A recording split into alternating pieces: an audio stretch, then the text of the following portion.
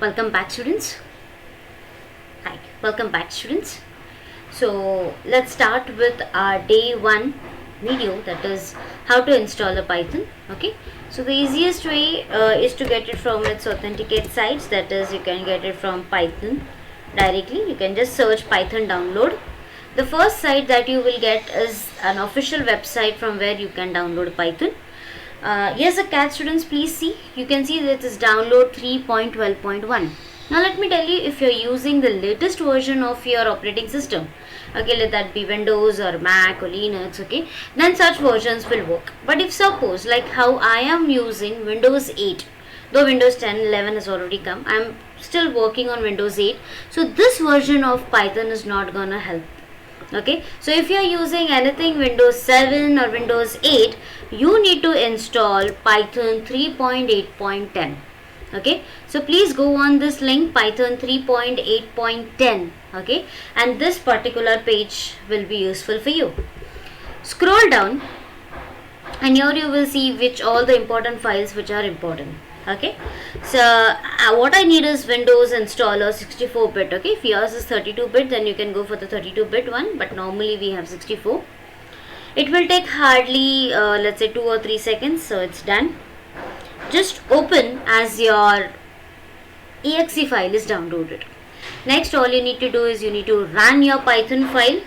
Okay, once you're running, students, it will give you an option whether you want to go for install now or whether you want to customize your installation.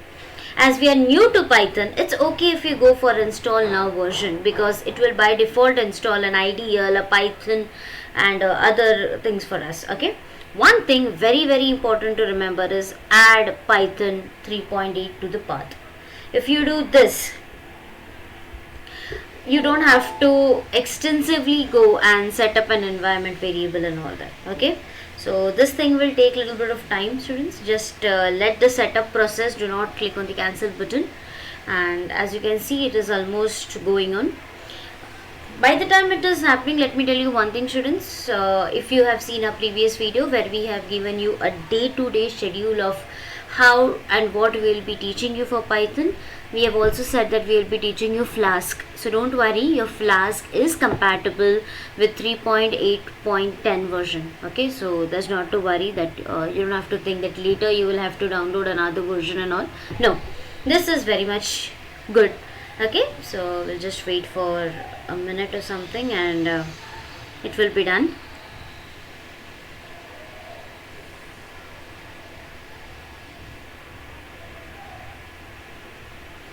Just taking some time.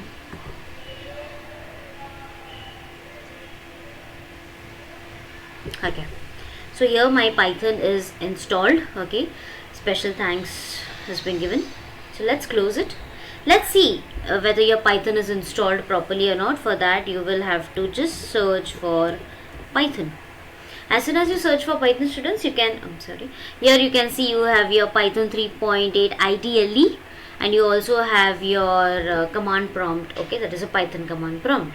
So this is, if you're getting this particular window, that is your Python 64-bit window, and you're also getting your Python IDLE window. Let me show you this.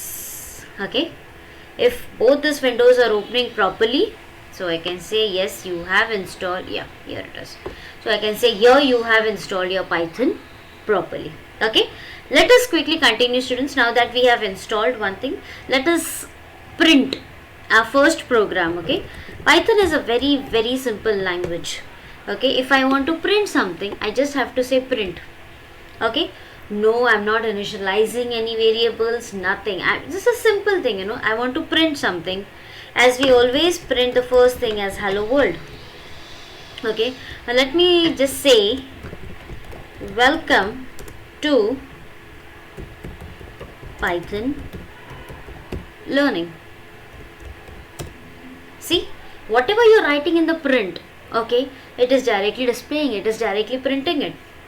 Similarly, if I just want to do some mathematical operation, let's say I just want to add some numbers which I have not checked, but let's say I just want to add these numbers, you will get an output for that. Okay, so this is how, you know, a very simple operation of printing we can do. I also want to show you one thing. What if you don't put in inverted quotes? Okay, what if you don't put an inverted quote? So let's say welcome to Python learning. Okay, without an inverted quotes over here, you get an error. Okay, so here you get an error. So please understand, it's whenever you are giving a variable, a text message, or we can say, okay, a non-numeric I'm saying, that time it is very important that it has to be put in a single inverted quotes. Okay, so this is all for this video, students. Let us continue with other in the next video. Thank you so much.